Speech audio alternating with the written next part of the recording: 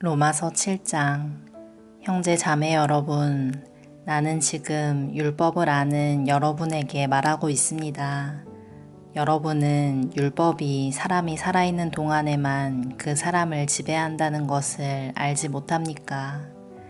이를테면 결혼한 여자는 남편이 살아있는 동안에는 법에 의해 남편에 매여 살아야 합니다.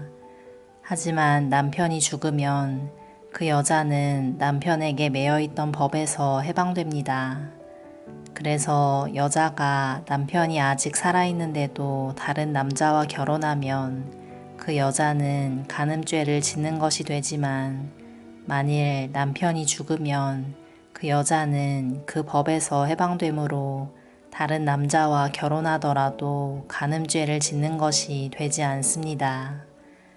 네, 형제 자매 여러분, 이와 같이 여러분들도 그리스도의 몸으로 말미암아 율법에 대해 죽었습니다.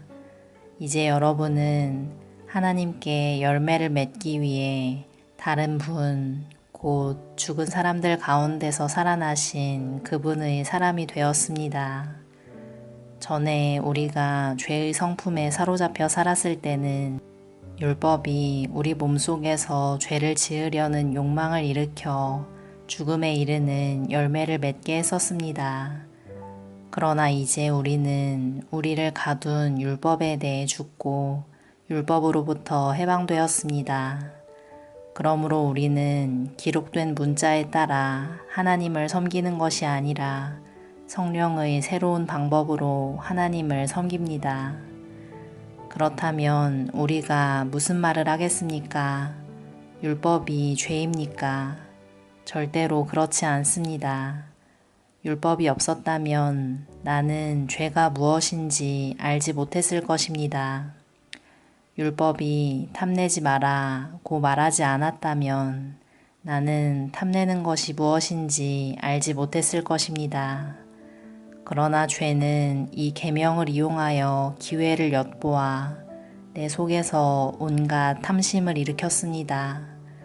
율법이 없다면 죄는 죽은 것이나 다름없습니다. 전에 내가 율법과 상관이 없었을 때 나는 살아 있었습니다. 그러나 계명이 들어오자 죄가 살아났고 나는 죽었습니다.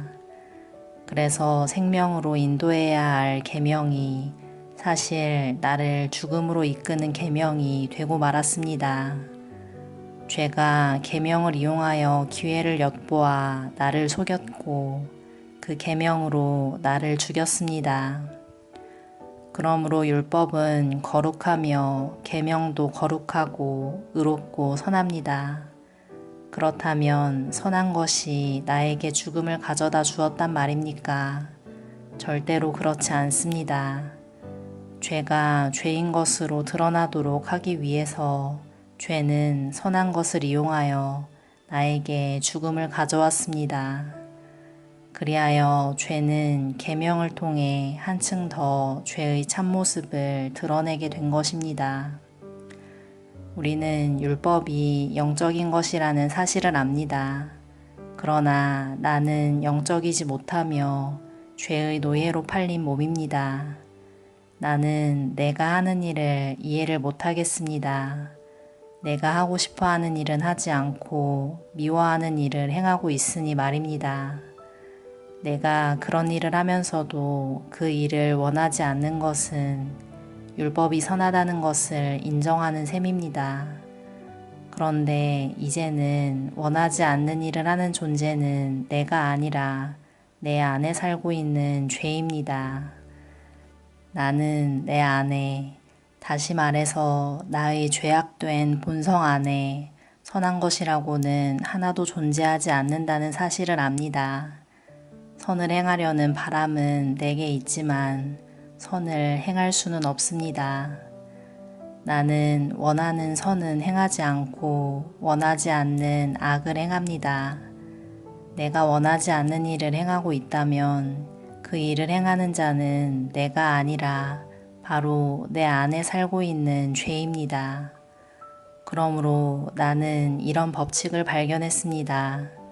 선을 행하려는 마음은 나에게 있지만 악이 나와 함께 있다는 것입니다. 사실 나의 속 중심에는 하나님의 법을 즐거워합니다. 그러나 나의 몸의 여러 부분들에서는 다른 법이 작용하고 있습니다. 그 법이 내 마음의 법과 싸워 나를 내 몸에서 작용하고 있는 죄의 법에 사로잡히게 합니다. 나는 참으로 비참한 사람입니다. 누가 나를 이 사망의 몸에서 구원해 내겠습니까? 우리 주 예수 그리스도로 인하여 하나님께 감사합니다. 그러므로 나는 마음으로는 하나님의 법에 복종하는 반면 죄악된 본성으로는 죄의 법에 복종하고 있습니다. 아멘.